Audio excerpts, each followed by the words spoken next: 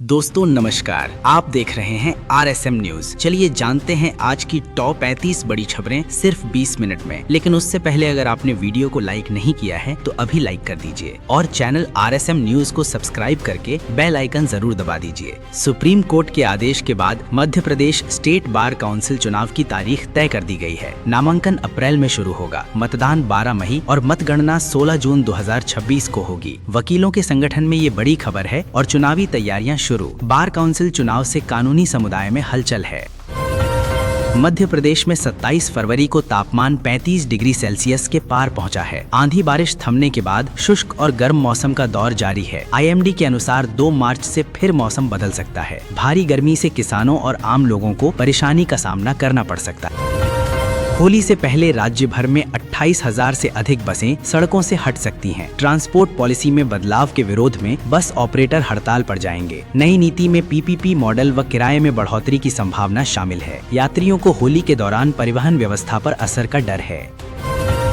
27 फरवरी को प्रदेश में मौसम शुष्क रहेगा और गर्मी बढ़ेगी। IMD के अनुसार अगले 3 दिनों में तापमान 2 से 4 डिग्री सेल्सियस तक और बढ़ सकता है। अधिक बारिश या तूफान की चेतावनी नहीं दी गई है। मौसम विद्यार्थियों व किसानों के लिए महत्वपूर्ण है।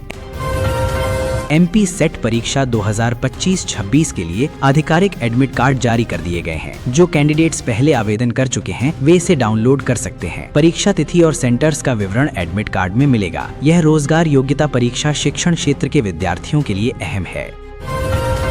MP कर्मचारी चयन बोर्ड ने पुलिस ASI व सूबेदार परिणाम घोषित किया है। उम्मीदवार अपने परिणाम तुरंत ऑनलाइन चेक कर सकते हैं। यह रिजल्ट युवा बेरोजगारों के लिए बड़ी खबर है। अगले चरण के लिए तैयारी शुरू कर दें। आज 27 फरवरी को फाल्गुन शुक्ल पक्ष की आमलकी एकादशी है। पूजा पारितोषिक व पारण का शुभ मुहूर्त जारी हुआ है। धार्मिक मान्यता के अनुसार यह व्रत विशेष फलदायी माना जाता है। होली के पहले धार्मिक गतिविधियां तेज हैं।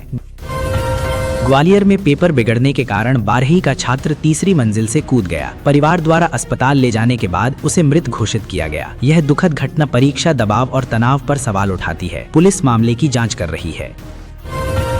उत्तर प्रदेश, राजस्थान और MP सहित आसपास के राज्यों में तापमान 30 डिग्री सेल्सियस के ऊपर पहुंचा है। लोगों को तेज धूप और गर्मी का सामना करना पड़ा। मौसम में बदलाव से स्वास्थ्य और सैर सपाटे पर असर हो सकता है। IMD की चेतावनी भी जारी है।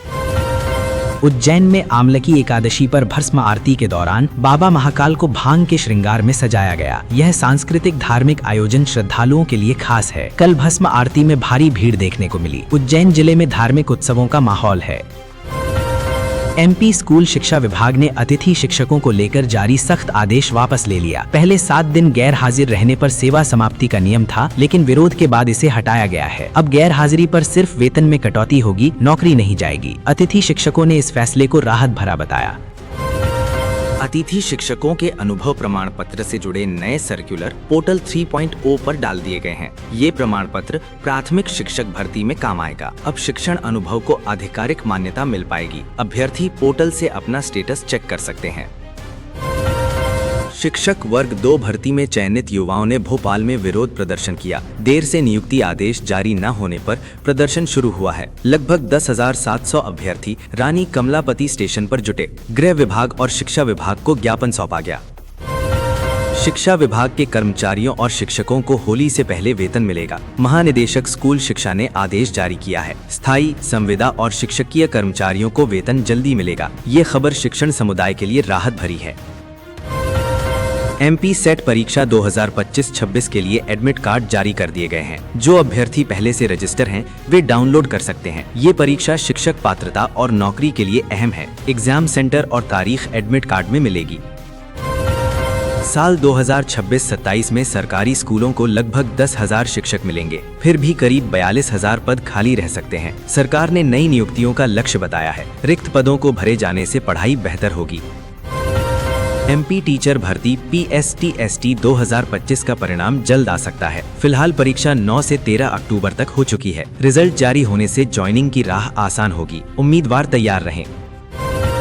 MP के अतिथि शिक्षण स्टाफ के लिए सैलरी में 58,000 तक बढ़ोतरी की तैयारी है। रिटायरमेंट तक नौकरी की गारंटी पर भी विचार चल रहा है। ये कदम उच्च शिक्षा विभाग के सुधार का हिस्सा है। विद्वानों को ये बड़ी राहत मिल सकती है।